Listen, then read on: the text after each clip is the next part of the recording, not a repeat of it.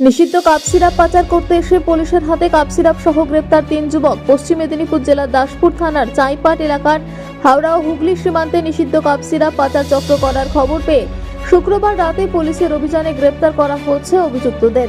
এই অভিযানে ছিলেন ঘাটাল মহকুমার পুলিশ আধিকারিক দুর্লভ সরকার, উপস্থিত ছিলেন দাসপুর থানার ওসি অঞ্জনী তেওয়ারি, দাসপুর 2 নম্বর বিডিও প্রবীর কুমার শীত সহ বিশাল পুলিশ বাহিনী। দাসপুর থানার এই যে সীমান্তবর্তী অঞ্চল, মানে যেখানে হুগলি এবং হাওড়ার যে সীমান্তবর্তী অঞ্চল আছে, এই অঞ্চলে আমাদের কাছে দীর্ঘদিন থেকেই খবর আসছিল যে নিষিদ্ধ কাপ সিরাপ বা ফেন্সিডিল জাতীয় বস্তু এখান থেকে মানে ট্রান্সপোর্ট করা হচ্ছে, এক জায়গা থেকে আরেক জায়গায় নিয়ে যাওয়া হচ্ছে। তো সেই অনুযায়ী আমরা খবর রাখছিলাম এবং আজকে আমাদের সোর্স থেকে একদম সঠিকভাবে আমরা খবর সংগ্রহ করে আজকে জানতে পারি যে এখানে 3 জন এরকম তাদের কাছে ব্যাগ আছে এবং তাদের কাছে সন্দেহজনক এরকম বস্তু থাকতে পারে।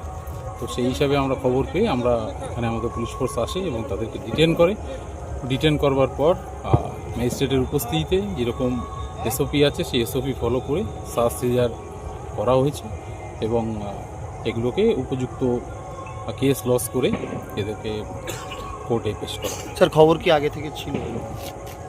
খবর আগে থেকে ছিল বলতে মানে এই এলাকার উপর আমাদের নজর ছিল, খবর আসছিল বিভিন্ন রকম, কিন্তু কংক্রিট খবরের অপেক্ষা করছিলাম আমরা। আজকে কংক্রিট খবর পাওয়ার পর আমরা এদেরকে ইন্টারসেপ্ট করি এখানে এই চাইপাট এলাকায় এবং সেখান থেকে এগুলো উদ্ধার করা হয়। স্যার